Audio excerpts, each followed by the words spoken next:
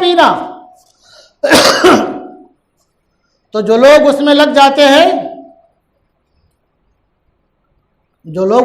جاتے ہیں ان کے قلوب مجلہ اور مصفہ ہو جاتے ہیں۔ میں ایک مثال دوں، 1995 میں عرب کی جماعت کے ساتھ تھا، میں اتفاق سے ترجمان میں تھا، تو ایک شیخ تھے، انہوں نے مثال دے کے بتایا، کہا انڈا ہے، کہا انڈے کو آپ دھوپ میں رکھو خراب ہو جائے گا، انڈے کو آپ اگر مرغی کے پر کے نیچے رکھ دو اس میں بچہ پیدا ہو جائے گا، اگر انڈے کو آپ تیل ڈال کے تل دو تو کھانے مزہ آئے گا، ابال دو تو اور قوت بخش ہو جائے گا۔ تو انہوں نے بتایا کہ ہمارے وہ احباب جو کہ تبلیغی جماعت کے ساتھ لگ جاتے ہیں، ان کی صحبت میں بیٹھتے ہیں، وہ جیسے مرغی کا انڈا مرغی کے بازوؤں کے نیچے رکھا رہے 20-21 دن، اس کو سیتی رہے تو اس میں سے بچہ نکل آتا ہے، ایسے ہمارے وہ احباب جو کہ مسجدوں سے دور ہو چکے ہیں، اخلاقی بگاڑ کا شکار ہو چکے ہیں، وہ جب تبلیغی جماعت کے احباب کے ساتھ لگتے ہیں تو زندہ دل ہو جاتے ہیں، ان کے چہروں پر نورانیت لوٹ آتی ہے، اور وہ اللہ کا ذکر کرنے والے، نماز کے پابند ہو جاتے ہیں، اپنے والدین کے خدمت گزار ہو جاتے ہیں، بھائی بہنوں کی فکر کرنے والے بن جاتے ہیں۔ یہ صحبت کا اثر ہوتا ہے۔ کس کا اثر ہوتا ہے؟ یہ صحبت کا اثر ہوتا ہے۔ صحبت کا اثر کتنا ہوتا ہے، ماحول کا اثر کتنا ہوتا ہے؟ ایک بہت بڑے عالم علامہ ابن خلدون جو ماہر علم العمران ہیں، وہ لکھتے ہیں کہ جو جانور صحرا میں رہتا ہے اس کی کھالوں میں درستی اور سختی رہتی ہے، اور جو جانور آبادیوں میں رہتے ہیں ان کے کھالوں میں نرمی ہوتی ہے، ان کے مزاج میں نرمی ہوتی ہے۔ جو صحرا میں رہتے ہیں ان کے مزاج میں سختی ہوتی ہے۔ کیا ہے؟ یہ ماحول کا اثر ہے۔ تو تبلیغی جماعت میں جو لوگ جڑتے ہیں، لگتے ہیں، ان کے ساتھ رہتے ہیں، میں نے رہ کر کے دیکھا ہے، آپ تجربہ کر کے دیکھو، 24 گھنٹے کا ان کا جو معمول ہے، کوئی ایسا وقت نہیں ہے جو سنت کے خلاف گزارتے ہوں۔ ایک امیر کی اطاعت اور بالکل ٹائم ٹیبل سے کب تعلیم ہونی ہے، کب مذاکرہ ہونا ہے، کب گشت کے لیے جانا ہے، لوگوں سے ملاقات کے لیے جانا ہے، کب اپنے بھائیوں کو سمجھانا ہے۔ اور سب سے بڑی بات جو ہوتی ہے کہ تبلیغی جماعت میں رہتے ہوئے تہجد کی پابندی ہوتی ہے، اشراق کی پابندی ہوتی ہے، اور چاشت کی پابندی ہوتی ہے۔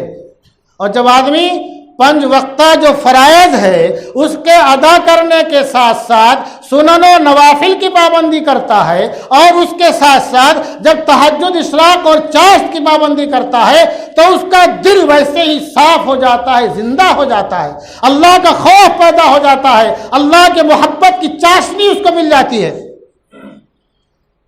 تو ہمارے وہ بھائی جو کسی وجہ سے ادھر ادھر ہو گئے ہیں، اگر وہ تبلیغی جماعت کے ساتھ لگ جائیں، اور ان کو 2-4 دن کے لیے نہیں لگانا ہے، دھیان رکھو، 4 مہینہ کے لیے بھی مت لگاؤ، پورا 1 سال کے لیے لگاؤ، تاکہ مکمل چارج ہو جائے، ان کا 24 گھنٹہ اللہ کے ان بندوں کے ساتھ گزرے جو 24 گھنٹہ سنت کے مطابق گزارنا چاہتے ہیں۔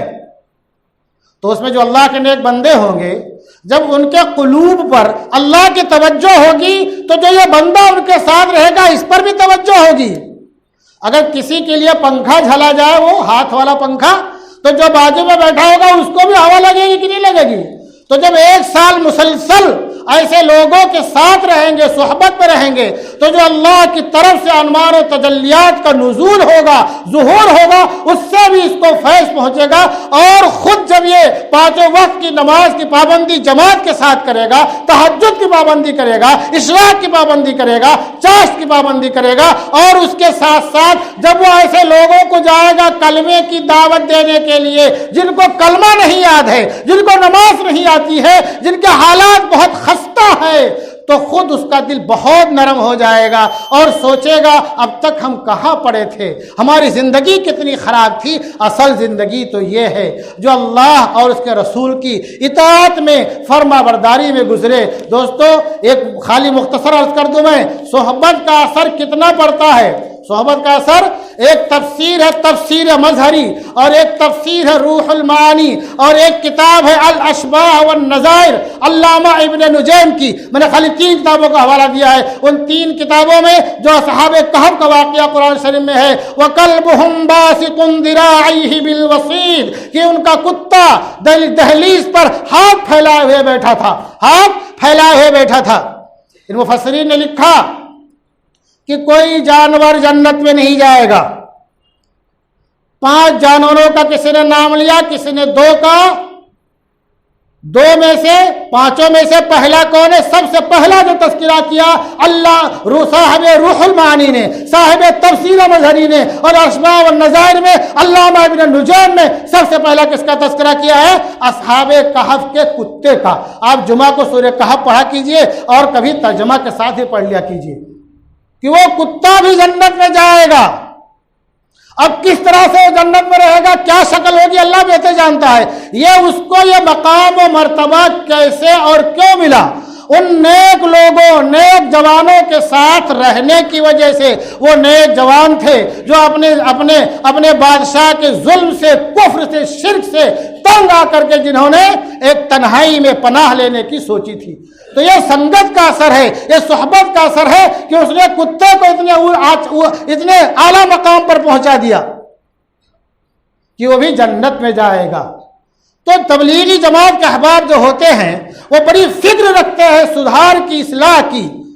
تو جب ان کی صحبت میں ہمارے ایسے نوجوان یا بڑے بوڑھے رہیں گے تو اللہ تبارک و تعالی انشاءاللہ سدھار تو پیدا ہی کرے گا، ان کا مقام و مرتبہ بھی بلند ہو جائے گا۔ اور ہم یہ نہ سوچیں کہ ہم تو پشتینی مسلمان ہیں۔